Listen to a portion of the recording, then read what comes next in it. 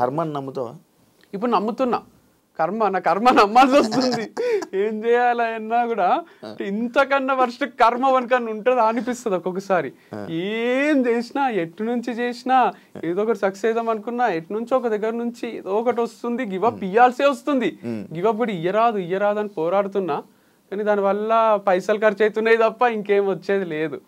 So personal life కూడా చాలా ఇష్టం ఉంటుండే. భార్య, 2 పిల్లలు, వాళ్ళు స్కూల్కి పోవడం ఏవో ఎంచుకున్నా, అది లేదు. వంశీ ఫార్మ్స్ కూడా సరే ఇది ఉంటుంది ఇక మనకు డబ్బులు వస్తాయి, ఇట్లా చేసుకోవాలి అట్లా చేసుకోవాలని ఏవో ప్లానింగ్స్ ఉండే, అది లేదు. ఒకరోజు ఊరికే డిఫెండర్ కొంటున్నా అని పెట్టిన, ఎట్లుంటుందో రియాక్షన్ చూద్దామని. అందరు అప్లోళ్ళందరూ ఫోన్ చేసి డిఫెండర్ కొంటున్నావా మాకు ఇవ్వకుండా అని. లే ఊరికే పెట్టిన 2 years తర్వాత కొందామని అని చెప్పిన. వేరే వాళ్ళు కూడా అనుకున్నారు, బ్రాండ్ అంబాసిడర్స్ వాళ్ళు వీళ్ళు కూడా కొనేస్తున్నారు ఆంటీ, బాగా వస్తున్నట్టున్నాయి సేల్స్ మా వల్ల అనుకున్నారు. కానీ అక్కడ ఏం వస్తలేవు అసలు. సరదా టెస్ట్ వేసావా? ఊరికే ఇట్లా రియాక్ట్ అయితే సమాజం చూద్దామని వేస్తే దానికి వీడు మా పైసలు తీసుకొని డిఫెండర్ కొంటాడా ఇక అని ఫీల్ అయినట్టున్నారు. నేత్ర దగ్గర నుంచి ఏమైనా కాల్ వచ్చిందా ఈ వంశీ ఫార్మ్స్ క్లోజ్ చేస్తున్నావా అని చెప్పి క్వశ్చన్స్? లేదు అసలు రాలేదు. కాల్ ఏం రాలేదు. కాల్ మెసేజ్ అంటే మేము టచ్ లోనే లేము. పోస్ట్ డివర్స్ ఒక్క సెకండ్ ఒక్క రోజు కూడా టచ్ లో మధ్యలో ఉండే వాళ్ళు ఏం నా మధ్యలో కూడా ఎవ్వరు మాట్లాడలేదు అసలు. జస్ట్ మా ఫ్రెండ్స్, రిలేటివ్స్ కొంతమంది ఫోన్ చేసిండ్రు అంతే. వంశీ ఉన్నాడా పోయిండా అని తెలుసుకుందామని. మీ వైఫ్ ఈ పాపము ఇలా తగలడం వల్ల ఈ ఫామ్ హౌస్ ఇలాగ అయ్యింది. ఎక్స్ వైఫ్ దాని ఈ పాయింట్కి మీరు ఇచ్చే సమాధానం? ఏమో మరి తిట్టుకుని ఉంటే తగులుతుందేమో, తిట్టుకుంది అని అయితే ఏమో గ్యారంటీగా నేను చెప్పలేను. అదైతే ఉంటది అంటారు నరదృష్టి అనేది, ఒకటి తిట్టుకోవడం అనేది. చేపలు పెట్టి పోతారు చూడండి, మట్టి కొట్టుకొని పోతావు రా నువ్వు, మట్టి కొట్టుకొని పోతావు ఇలా తీసి. పని మనుషులు కూడా మనము జీతం టైంకి ఇవ్వకుంటే నాశనం అయిపోతారు, పురుగులు పడిపోతారు అంటారు కదా. అవి కొంచెం వరకు ఎఫెక్ట్ చేస్తాయి. అంటే వాళ్ళకి ఇట్లా ఉంటది కదా ఒక ద్వేషం. అది డోంట్ నో, అంటే తనని కాదు చాలా మంది ఉన్నారు లేండి నాకు యాంటీకి ఎందుకు తయారైనరో నాకే తెలియదు. కానీ ఒక గ్రూప్ ఆఫ్ పీపుల్ ఉండ్రి ఇప్పుడు కొంచెం హ్యాపీగా ఉంటారు వాళ్ళు క్లోజ్ అయినందుకు. నాకు ఒక సర్కిల్ ఉంది, శత్రువుల సర్కిల్. వాళ్ళందరూ ఎప్పుడెప్పుడు వీడు నాశనం అవుతాడా, ఎప్పుడెప్పుడు వీడు. మీ వాళ్ళే, మీ మనుషులే అంటే నాకు లైఫ్ జర్నీలో పరిచయం అయిన మనుషులు కొంతమంది ఉన్నారు. నేను నవ్వుతే చూడలేరు వాళ్ళు, నేను డబ్బులు సంపాదిస్తుంటే చూడలేరు, నేను కొలాప్స్ అయిపోవాలి, నాశనం అయిపోవాలి, వీడు ఎప్పుడెప్పుడు జీరో అవుతాడు. వంశీ ఫార్మ్స్ క్లోజ్ చేసినాక కూడా చాలా మంది ఫేస్లలో నవ్వొచ్చింది. అమ్మ వీడు మేము సేమా, వీడికి ఎంజాయ్ చేయలేదు, తుని పోయి అరకు పోయి ఊటీ పోయి అమ్మాయిలతోని, వీడు కూడా ఇట్లనే మనలాగా నేనే తిరుగుతుండాలి ఇక్కడ లోకల్లా అల్మాజ్ కూడా అలా అని అందరు నవ్వుకుంటున్నారు. మంచిదే కదా, చాలా మంది హ్యాపీగా ఫీల్ అవుతున్నారు. నవ్వటమే వాళ్ళ గెలుపు. వెయిటింగ్ అంటావు. ఈగో వల్లనే వంశీ ఇలా అయ్యాడంటే? ఈగో ఏమో లేదండి దీంట్లో అసలు 1% కూడా. ఈగో కాదు, కమిట్మెంట్ అంతే. అది మనం ప్రూవ్ చేసుకోవాలి, కాన్ఫిడెంట్గా ట్రావెల్ చేయాలి, డబ్బులు సంపాదించుకోవాలి, ఇల్లు కట్టుకోవాలి, అట్లా ఆ కాన్ఫిడెన్స్ తప్ప నాకు ఎవరితో పర్సనల్ ఈగో లేదు. అండ్ ఏమీ లేదు. ఈగో ఉంటే వేరేనే ఉంటుంది. ఈగో ఉంటే నడిపిస్తుంటే ఒక మంచి ఇన్వెస్టర్ని పట్టుకొని ఈగో కోసం అన్నా దీన్ని ఎడుకో తీసుకపోదామని మళ్ళీ ట్రై చేస్తుంటే, కానీ 1% కూడా ఈగో లేదు అసలు. అన్న గైడెన్స్తో, అన్న సపోర్ట్తో వంశీ ఇలా చేస్తున్నాడు అనే పాయింట్కి సపోర్ట్ ఉంది డెఫినెట్గా. బట్ ఇట్లా ఏదో చేసేసయ్యో, అందరిని మోసం చేసేసయ్యో, ఆర్గానిక్ ప్రోడక్ట్స్ అని చెప్పి వేరే అమ్మేసేయో, ఇట్లాంటి సపోర్ట్ కాదు కదా. మారల్ సపోర్ట్ ఉంది. మూడు పక్కన ఉండి ఎప్పుడన్నా మానిటరీగా డబ్బులు ఏమైనా కొన్ని అవసరం పడితే ఇవ్వడము, లేదా మారల్ సపోర్ట్ నేను లో అవుతున్నప్పుడు వంశీ లైట్ తీసుకో అని చెప్పడం, అంతవరకే ఉన్నాడు తప్ప మా అన్న సపోర్ట్ చూసుకొని చేయడానికే. ఇప్పుడు మా అన్న ఏమి చీఫ్ మినిస్టర్ కాదు, ప్రైమ్ మినిస్టర్ కాదు. మా అన్న నాకు ఒక బ్రదర్, కొండంత ధైర్యం ఉంటది అంతవరకే తప్ప నా దగ్గర పవర్ ఉంది అని ఏం చేస్తలేను నేను. లాయల్ కస్టమర్స్ ఉంటారు కదా ఇప్పుడు నీకు, మరి వాళ్ళు ఏమంటున్నారు? బాధపడుతున్నారు. ఇప్పుడు అడుగుతున్నారు అంట వాళ్ళకి సపరేట్ గా వాళ్ళ కోసం నువ్వేమైనా ఇలా ప్రొడక్ట్స్ పంపడం అలాంటి ప్లాన్ ఏమైనా ఉందా? అంటే అది కన్సిస్టెంట్గా క్లారిటీ లేదు దాంట్లో. వాళ్ళు కూడా ఒకరోజు తీసుకుంటారు, కూరగాయలు లేవా అండి తెప్పియండి అంటారు, నెక్స్ట్ వీక్ వాళ్ళే రారు. ఎందుకంటే వాళ్ళకి దసరాకో దీపావళికో బంధువులు ఫోన్ చేస్తే వెళ్ళిపోతారు. అరే వంశీ ఏమైపోతున్నాడో అని ఆలోచించారు వాళ్ళు. వాళ్ళ సరదాలో వాళ్ళు ఉంటారు, ఎంత లాయల్ ఉన్నా కూడా వాళ్ళకు పర్సనల్ లైఫ్ ఉంటది. వాళ్ళు ఏం చేయాలంటే నాకు ముందే అడ్వాన్స్ పే చేయాలి. ఎంత లాయల్ ఉన్నా వాళ్ళు ఒక 1 year కి మేము నీకు అండగా ఉంటాము నడిపియ్యు అని వాళ్ళు ఏమైనా అప్పిచ్చో అడ్వాన్స్ పే చేసో నా కూరగాయలు అన్ని తీసుకుంటే డెఫినెట్ గా నడిపిస్తా. కానీ చాలా సార్లు చూసిన వస్తారు కూరగాయలు అయిపోయినాయి అంటారు, తెప్పియండి ఎక్కువ అంటారు. ఎక్కువ తెప్పించిన రోజు ఎవరు రారు, వర్షం పడితే కూడా రారు, గొడుగు పట్టుకొని ఇంట్లోనే ఉంటారు. ఆ రోజు నేను లాస్ అయితే కదా, ఆ లాస్ ఎవ్వరు కనిపించది.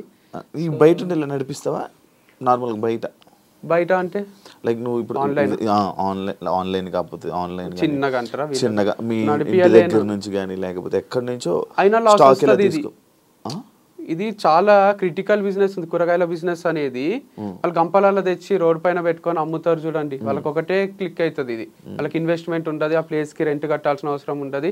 తెస్తారు, కొన్ని అమ్ముకుంటారు, కొన్ని వేస్ట్ అయితే లాస్ట్ లో చీప్ ఇచ్చేస్తారు, వెళ్ళిపోతారు, వాళ్ళకి కొంతవరకు మిగులుతుంది. మనము నడిపియాలంటే ఒక రోజు ఎక్కువ ఒక రోజు తక్కువ, దీంట్లో బ్యాలెన్స్ క్రియేట్ అయితే లేదు అసలు. చాలా చాలా డేంజరస్ ఉంది. దానికి తోడు అట్లేదన్నా చేద్దామా అంటే బయట నుంచి నెగటివ్, వీడు బేగం బజార్లోనో బయట కూరగాయల మార్కెట్లోనో కూరగాయలు తెచ్చి ఆర్గానిక్ అని చెప్పి అమ్మేస్తున్నాడు అని అంటున్నారు. సో బయటనే కొంటారు కదా అట్లాంటప్పుడు.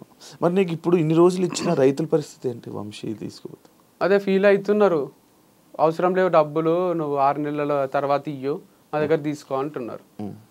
కానీ ఆ కూరగాయలు ఒక్కదాంతో నడే, అందరు ఇవ్వాలి ఇక నాకు హనీ గీ అన్ని సరుకులు మొత్తం అందరూ ఉద్ధరిస్తే నడిపిస్తా. కానీ మళ్ళీ మీకు తిరిగిస్తానో లేదు చెప్పలేను నేను డబ్బులు, ఎందుకంటే దీనిపైన చాలా ఫ్యాక్టర్స్ ఆధారపడి ఉన్నాయి.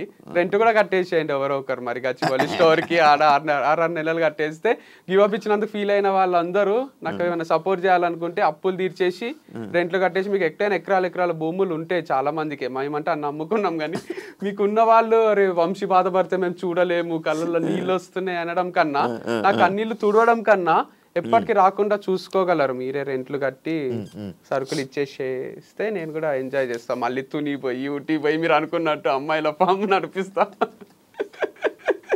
అమ్మాయిల ఫామ్ అవుతుంది పోట్లే. ఇప్పుడు స్టాఫ్ని ఎప్పటి నుంచి ఆపేసావు?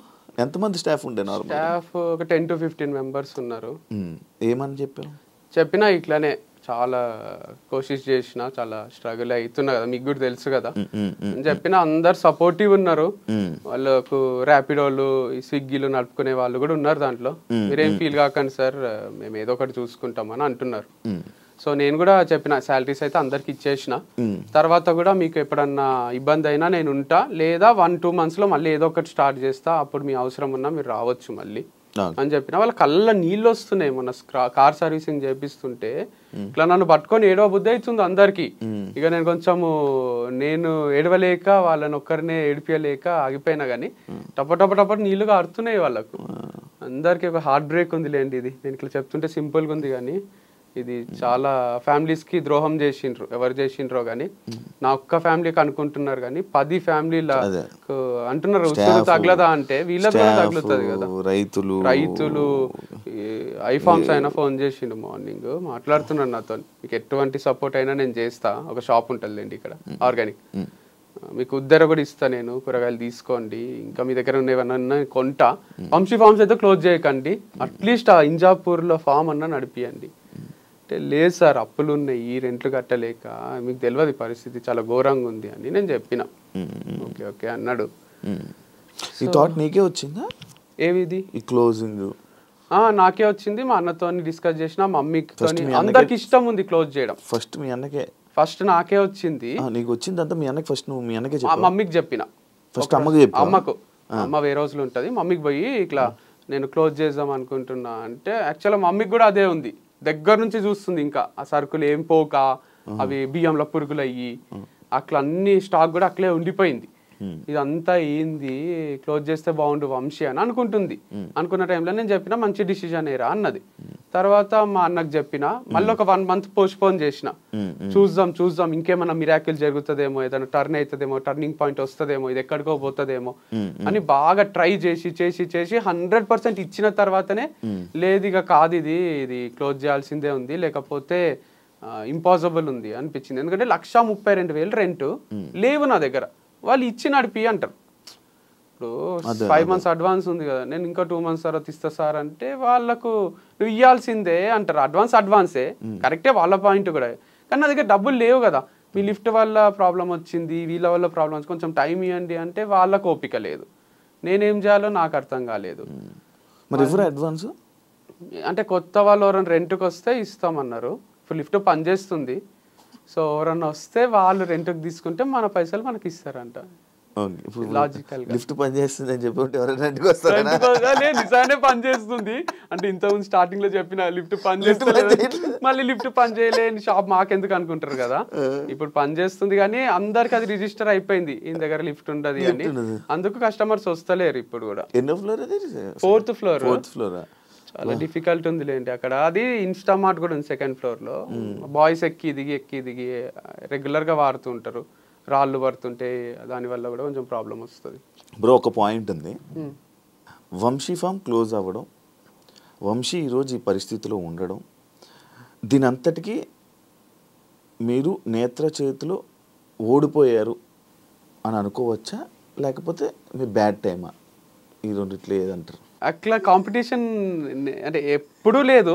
నాకు వాళ్ళది గ్రో కావాలని ఉండే. నాది లాయర్ దగ్గర కూడా ఒక రోజు ఇది వారిది ఫామ్ డిస్ప్యూట్ వచ్చినప్పుడు అదే చెప్పిన, అది ఎంత గ్రో అయితే నాకు అంత హ్యాపీ అని చెప్పిన. అది ఏదో హీరో అయిదామని చెప్పింది కదా, నిజంగానే నాకు అది గ్రో కావాలి, అది నడవాలనే ఉండే. సైమల్టేనియస్ గా నాది కూడా నడవాలని ఉండే. అంత మందికి సప్లై చేసే అంత హనీ కూడా మన దగ్గర లేదు. యాక్చువల్ గా వాళ్ళకు మన కాంపిటీషన్ ఎందుకు లేదు అంటే, ఎప్పుడు వస్తుంది కాంపిటీషన్? మన దగ్గర కొని వాళ్ళ దగ్గర కొనుక్కుంటే, వాళ్ళ దగ్గర కొని మన దగ్గర వాళ్ళ దగ్గర కొంటే కూడా ఇంకా హనీ సప్లై చేయాలంటే ఇంకొక వంశీ ఫార్మ్స్, వారధి ఫార్మ్స్ కాకుండా ఇంకొక కిరణ్ ఫార్మ్స్, శివ ఫార్మ్స్ అని స్టార్ట్ చేస్తే కూడా మనం అన్ని సప్లై చేయగలుగుతాం. కొన్ని కూరగాయలు ఉన్నాయి, కొంచెం హనీ ఉంది దీంట్లో. కాబట్టి అసలు మాకు మధ్యలో కాంపిటీషన్ లేదు. ఇది ఓడిపోయినట్టు కాదు, లైఫ్ ఇక్కడికి అయిపోదు. సో ఇంకోటి ఏదన్నా చేస్తా కాబట్టి అసలు ఆ క్లెయిమ్ లేదు నాకు. అరే ఇది ఏదో లాస్, నేను పర్సనల్ గా దీన్ని నడిపించలేకపోయినా ఉంది తప్ప వాళ్ళు నడిపిస్తున్నారు అది పోయింది అనేది ఎప్పుడూ లేదు నాకు. వాళ్ళు నడిపిస్తేనే హాయి నాకు. ఇంకా ఇందాక నేను నార్మల్గా ఫ్లోలోనే మీ వైఫ్ అనగానే ఎక్స్ వైఫ్ అని మెన్షన్ చేస్తాను. ఇది నేను వేరే వాళ్ళ నుంచి నేర్చుకున్నా. నా వైఫ్ అనే మాట్లాడుతుంటే నేను, వాళ్ళు ఎక్స్ వైఫ్ అని వాళ్ళు మెన్షన్ చేస్తున్నారు. ఎవరు ఒక ఆడపిల్లతో మాట్లాడినా, స్పెసిఫిక్ ఆడపిల్లలతోని వాళ్ళకే నచ్చలేదు. నా వైఫ్ ఉంటుండే కదా, ఇట్లా మేము ఇట్లా పోతుంటే ఆ ప్లేస్ ఏదన్నా అంటే, వైఫ్ కాదు ఎక్స్ వైఫ్ అంటే నాకు నువ్వు అంటానే అది గుర్తొచ్చింది. ఓహో వైఫ్ కాదు ఎక్స్ వైఫ్ అని నేను ఇక్కడ వాడిన అనమాట, అంతే. సో నాకు అది ఎక్స్ హస్బెండ్ ఎక్స్ వైఫ్ అని ఎప్పుడు రాకుండే. పెళ్లి చేసుకుంటా చేసుకోను, బాగుంది లైఫ్ ఇట్లా. మొన్న శివ, మన వేరే శివ ఉంటాడు కదా ఆయన, ఆదాన్ టీవీలో చేస్తాడు, ఆయన అడిగినప్పుడు చేసుకుంటా అని చెప్పిన. అప్పుడు అట్లా ఉండే ఒపీనియన్. కానీ చాలా చాలా అమేజింగ్ ఉంది లైఫ్. సింగిల్ లైఫ్ ఇంత బాగుంటుందా అనిపిస్తుంది. ఒకప్పుడు లవ్ చేసి అంత బాగుంది లవ్ అని అనిపించిండే, కానీ లవ్ ఉంటే లవ్వే ఉంటది, మనకు పైసలు ఉంటే ఏముండే అని కూడా రియలైజ్ అయినది. ఒక డ్రగ్ లాగా పెళ్లి కూడా ఒక డ్రగ్. వైఫ్, పిల్లలు, వాళ్ళ రెస్పాన్సిబిలిటీస్, వాళ్ళని స్కూల్కి దింపాలి. ఆ టైంలో మనకు ఒక్కొక్కసారి ఈవినింగ్ ఫ్రెండ్స్ వస్తారు, రా మామ పార్టీ చేసుకుందాం, క్రికెట్ ఆడదాం అంటే వైఫ్ ఇట్లా చూస్తుంది, ఏడికిపోతావు రా, పోయి స్కూల్లో దింపుపో పిల్లల్ని, లేదా తీసుకురాపో అన్నట్టు చూస్తుంది. అది మన రెస్పాన్సిబిలిటీ అయిపోతుంది. చిల్ గా ఫ్రీగా అందరు సింగిల్స్ ఇట్లెందుకు ఎంజాయ్ చేస్తుండ్రు పబ్బులల్లా, బార్లల్లా, ఆడా ఈడ అనేది ఇప్పుడు రియలైజ్ అవుతున్నా నేను. ఇంత బాగుంటుంది ఆ సింగిల్ లైఫ్ అని. సో నేను ఎవరికైనా అడ్వైజ్ చేయాలన్నా అదే ఇస్తా, పెళ్లి చేసుకోకండి. ఇక మనకు సపోర్టింగ్ వైఫ్, నువ్వు ఎక్కడికన్నా పో, నువ్వు గోవా పో, ఒక 10 రోజులు ఉండు, ఇక్కడ నేను ఇంటిని మేనేజ్ చేస్తా, నువ్వు ఎంజాయ్ చెయ్యు, అదే నాకు కావాలి, నీ ఆనందమే నాకు ముఖ్యము అనే వైఫ్ దొరికితే చేసుకుంటే తప్ప నన్ను ఇడిచిపెట్టి ఒక్కని గోవాకి పోతావా, ఇంటికి రా నీకు ఉంటది అని తలుపులేసేసే వైఫ్ ఉంటే వేస్ట్. సో అట్లా వైఫ్స్ లేరు కాబట్టి వైఫ్ లేకపోవడమే బెటర్. కరెక్టా? 100% కరెక్ట్. ఎందుకంటే ఎక్స్ప్లోర్ చేస్తున్నా లైఫ్ని, ఎక్కడ ఏ యాంగిల్లో ఆలోచించినా క్రికెట్ ఆడుతున్నా, వైఫ్ ఉంటే ఆడలేను. ఎప్పుడన్నా బార్కో పబ్కో పోబుద్ది అయితే పోవచ్చు. వైఫ్ ఉంటే ఇంకేం చేస్తుందో ఏందో అని మెసేజో కాలో ఉంటుంది, మైండ్ పనిచేయదు. ఒక్క పెగ్గు తాగేది 4 తాగేస్తాం, ఇక్కడ ఒక్క పెగ్గుకే 4 పెగ్గులంతా ఎక్కుతుంది. సో వైఫ్ లేకపోవడం అనేది ఒక గ్రేట్ ఆపర్చునిటీ మనుషులకు. సో చేసుకోకండి. వాళ్ళకు కూడా హస్బెండ్ లేకపోవడం చాలా ఆపర్చునిటీ. ఎందుకంటే వాళ్ళకి ఏదో సీరియల్ ఏదో చూడాలని ఉంటుంది, ఆమ్లెట్ వేసుకొని రాపో, ఏందో ఊరికే కూర్చున్నది ఇంట్లో అంటారు. వాళ్ళకి ఫ్రస్ట్రేషన్ వస్తుంది, వీడు డబ్బులు సంపాదిస్తున్నాడు కాబట్టి ఇట్లా నా పైన డామినేట్ చేస్తున్నాడు అనిపిస్తుంది. దాని బదులు వాళ్ళు కూడా పెళ్లి చేసుకోకుండా అట్లా ఎంజాయ్ చేస్తూ గడిపేస్తే అయిపోతుంది, ప్రెషర్ ఫ్రీ లైఫ్ ఉంటుంది. లేకపోతే ఒక జైలు లాగానే పెళ్లి జీవితం, అంటే ఒక టైప్ సఫకేషన్, ఒక రూమ్ లో బంధించినట్టు ఉంటది అది. ఇప్పుడు నీ గచ్చిపల్లి ఫర్నిచర్ యాక్చువల్లీ అదే చాలా కాస్ట్లీ, చాలా మంచి ఫర్నిచర్ అమ్మేస్తున్నాం, ఎవరు కొంటలేరు అది. కొనట్లేదా? అది ఎందుకంటే ఫిక్స్డ్ ఉంది అది గోడలకు, అది డిస్మాంటిల్ చేసి వేరే దగ్గర తీసుకొని ఫిక్స్ చేసుకునేటట్టు పూర్తిగా లేదు. ఒకవేళ నేనే దాని షాప్ తెరవాలంటే జాగ్రత్తగా తీసి ఇంకో షాప్ లో పెట్టుకోవచ్చు కొంతవరకు. అది అట్లుంచి అట్ల రెంట్కి తీసుకొని దానికి అయిన ఖర్చుల ఒక 60% 50% నాకు ఇచ్చినా చాలా హెల్ప్ అవుతుంది. అది ఎవరు తీసుకుంటారు, ఎందుకంటే అవి సెంట్రల్ ఏసీలు ఉన్నాయి, ఇట్లా అంత ఫిక్స్ చేసిండ్రు, తీస్తే కంప్రెసర్ ఏదో పోతుంది అంట. అవి తీసుకొని పోయి కొనుక్కునేటట్టు లేదు పరిస్థితి, దానికే ఉంచి. ఎందుకంటే అది రాగ్ ఇచ్చిండ్రు మనకి, ఇట్లా రాళ్ళు మొత్తం స్తంభాలు దాన్ని అంత ఇట్లా చేపించినాము.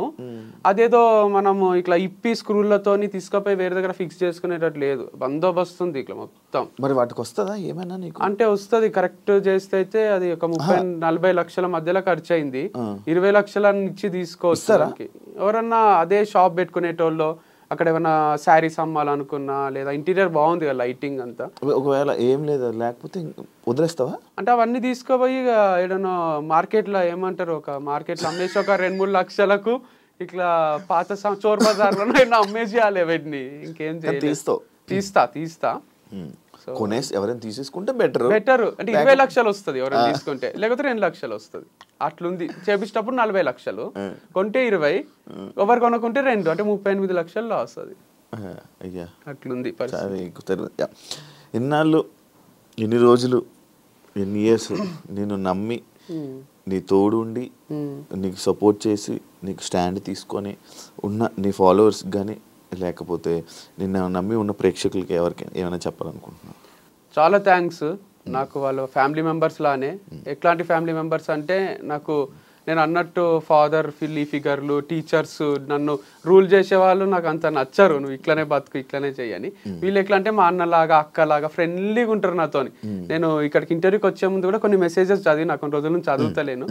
అందరూ అన్న వంశీ ఫార్మ్స్ క్లోజ్ చేస్తున్నావా, డోంట్ వరీ అన్న, యుల్ కమ్ బ్యాక్ అన్న, యుల్ డోంట్ గివ్ అప్ అన్న, ఇదన్నా అదన్నా అని చాలా మంది మెసేజ్లు చేసిండ్రు. చాలా సంతోషం అవుతుంది, ఇంతమంది మన గురించి ఆలోచిస్తుండ్రు. అక్కడ గచ్చిబౌలి దగ్గర మీ హోర్డింగ్ చూస్తుంటే డైలీగా ఉండదా అది అని డైజెస్ట్ చేసుకోలేకపోతుండ్రు. సో వాళ్ళందరే నన్ను ఇట్లా నిలబెట్టిండ్రు. సో వాళ్ళందరి వల్లనే ఇన్ని రోజులు నన్ను నడిపించగలిగిన. ఇంకొక బిజినెస్ స్టార్ట్ చేసినా నేను 100% సక్సెస్ అవుతా. అది మళ్ళీ నా స్టైల్లోనే చేస్తా, ఎవరో స్టైల్లో చెయ్య నేను. సో అంటే బిజినెస్ లా చెయ్యి అంటే ఐడియా అయితే వచ్చింది కదా. సో ఏదైనా ఐడియా వస్తే, అంటే ఐడియా అంటే బిజినెస్ ఐడియా వచ్చింది, ఎట్లా చేయాలి బిజినెస్ అని, ఏ బిజినెస్ చేయాలో ఐడియా వస్తలేదు. సో వచ్చిన తర్వాత మళ్ళీ స్టార్ట్ చేస్తే మళ్ళీ వీళ్ళే కొంటారు, మళ్ళీ నన్ను సపోర్ట్ చేస్తారు, కొనని వాళ్ళు కూడా కొంటారు. ఎందుకంటే ఈసారి అఫోర్డబుల్ ప్రైజెస్ లో ఉంటాయి అన్ని మన దగ్గర. మీకు కావాల్సినట్టే మిడిల్ క్లాస్ వాళ్ళ కోసమే స్టార్ట్ చేసిన అప్పట్లో. తర్వాత తెలియకుండా అది ప్రీమియం అయిపోయి హై క్లాస్ వాళ్ళకి అయిపోయింది. సో నా ఫాలోవర్స్ అందరు కూడా మిడిల్ క్లాసే ఉంటారు కాబట్టి ఈసారి వాళ్ళని ఉద్దేశించి తక్కువ ప్రైస్ లో ఏదన్నా స్టార్ట్ చేయాలని అనుకుంటున్నాను.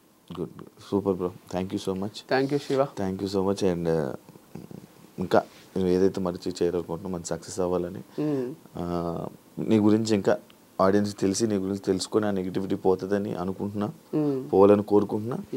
ఇంటర్వ్యూ ఇచ్చినందుకు thank you so much, and all the best నీకు further. Thank you so much. చూసారు కదా ఇంటర్వ్యూ, ఇంకో గెస్ట్తో మళ్ళీ మీ ముందుకు వస్తాను. అంతవరకు సీ యూ, బాయ్.